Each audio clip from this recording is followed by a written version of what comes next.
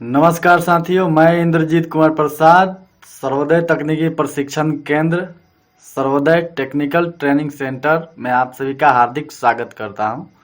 सर्वोदय तकनीकी प्रशिक्षण केंद्र के माध्यम से आप लोगों को अमीन भूमापक का प्रशिक्षण प्रदान किया जाएगा। यदि आप अमीन बनकर अपना करियर बनाना चाहते हैं, भूमापक के रूप में अपना करियर बनाना चाहते हैं, या फिर इसके विषय में गहराई से अध्ययन करना चाहते हैं, जानना चाहते हैं, और जानना भी चाहिए, क्योंकि हर व्यक्ति के पास थोड़ा या अधिक जमीन होता ही है। तो कम बेश जमीन होता है हर व्यक्ति के पास, तो हर व्यक्ति को जमीन से संबंधित जानकारी रखना चाहिए, ताकि उसके साथ कोई किसी प्रकार का ठगी ना कर सके और वो अपने जमीन भूमि की रक्षा कर सके। तो इस दृष्टिकोण से यह बहुत ही आवश्यक हो जाता है हर व्यक्ति के लिए। तो यही लक्ष्य लेकर के मैं आप लोगों के साथ प्रस्तुत कर रहा हूं अमीन भूमापक प्रशिक्षण। इस चैनल के माध्यम से आप सभी को भूमापक अमीन के जो भी कार्य होते हैं, अपने कार्य को कैसे करते हैं, सबके विषय में वर्णन किया जाएगा, आप लोगों को बताया जाएगा। इसके अलावा जमीन के जो भी कागजात होते हैं, जो भी नियम होते हैं, कायदे कानून होते हैं, उन सब की चर्चा मैं आप लोगों के साथ करूंगा। तो हमारे चैनल पर बने रहिएगा, और यदि आप हमारे चैनल पर पहली बार आए हैं तो हमारे चैनल को सब्सक्राइब करके बेल आइकन को दबाना ना भूलिएगा, ताकि जब भी मैं वीडियो अपलोड करूं उसका नोटिफिकेशन सबसे पहले आप तक पहुंचे। तो आइए अब हम लोग अमीन भूमापक के कार्य से संबंधित कुछ जानकारी लेते हैं। जैसा कि आप लोग देख रहे हैं, यह एक गांव, विलेज मौजा, जो कहिए, गांव को ही मौजा कहा जाता है, इंग्लिश में विलेज कहा जाता है, हिंदी में गांव कहा जाता है। उसका नक्शा है। एक गांव में जितने भी जमीन होते हैं, छोटे बड़े टुकड़े के रूप में, सभी का serial wise, number wise numbering करके नक्शा बनाया जाता है, और वह नक्शा वास्तविक रकबा के अनुरूप ही बनाया जाता है। यानी नक्शा में और वास्तविक जमीन के रकबा में थोड़ा सा भी अंतर नहीं होता है। अगर थोड़ा सा भी अंतर हुआ तो समझ लीजिए कि आपका वास्तविक जमीन जो है वो गलत है, गड़बड़ है, क्योंकि नक्शा हमेशा सही होता है। यह सर्वेक्षण डिपार्टमेंट से रिलीज किया जाता है, इसलिए नक्शा में कोई त्रुटि नहीं होती है।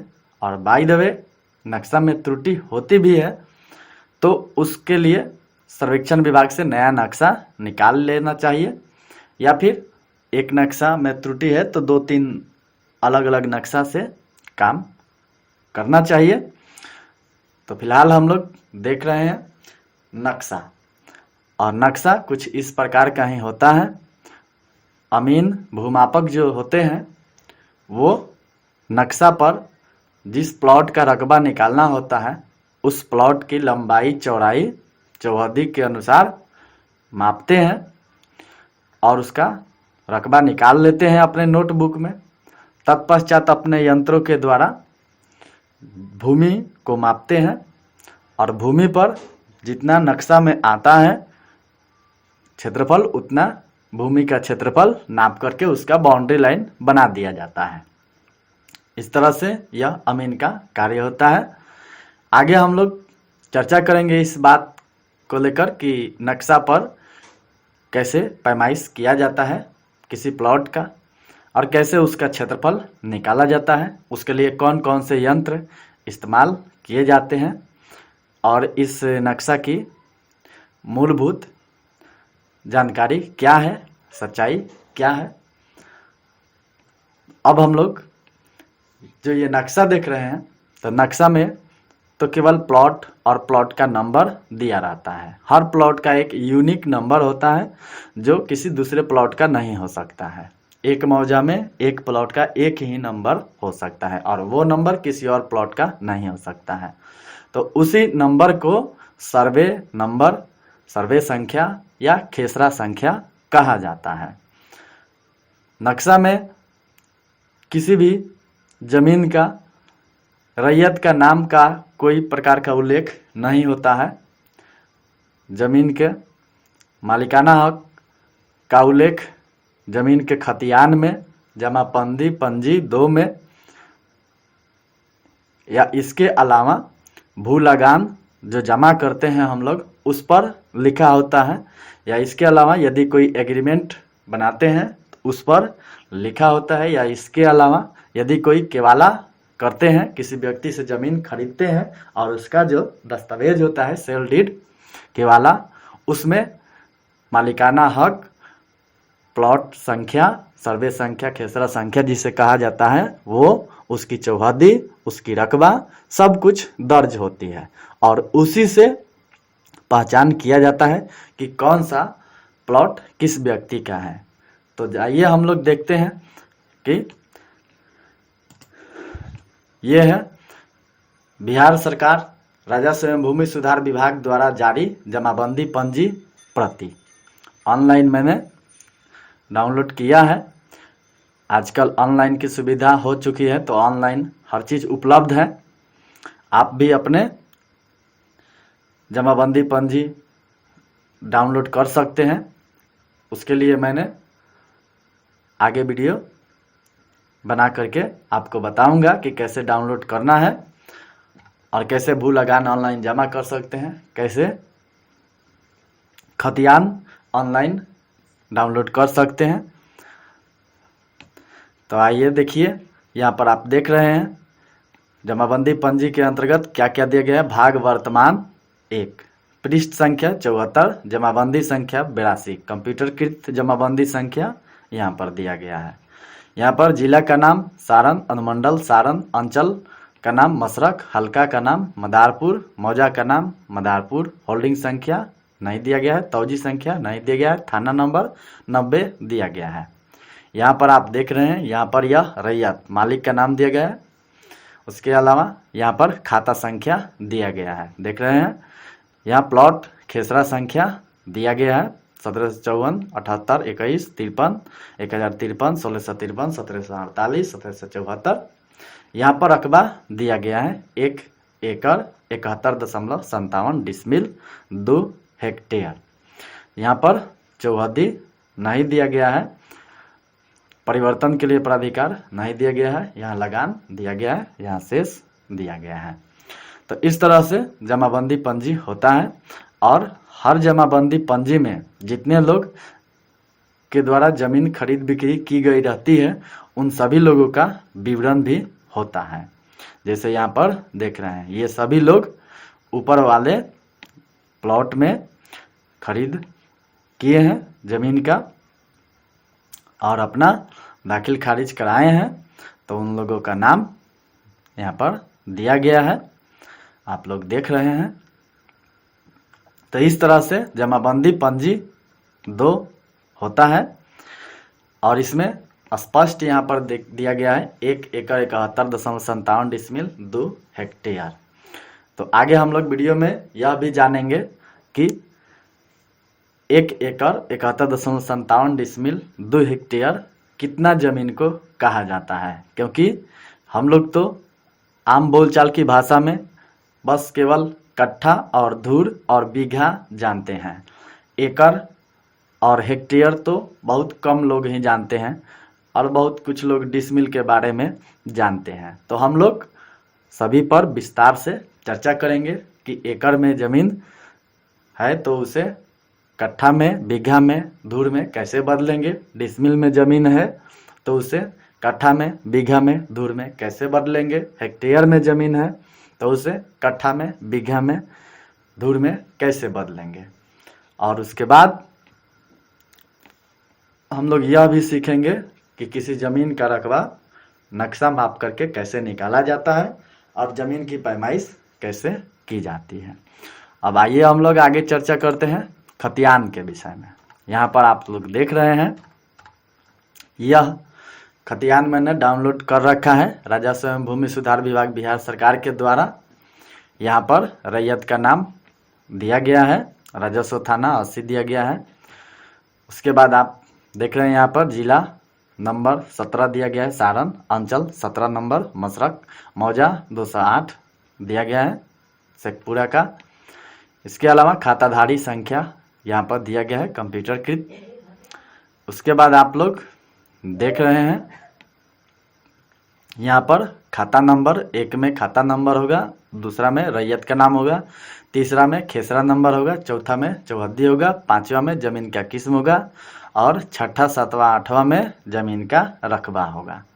तो आइए अब हम लोग देखते हैं यहाँ पर छठा, सातवां और आठवां में देख रहे हैं यहाँ पर 0 हेक्टेयर है और 0.29 डिसमिल है और 0 एकड़ है।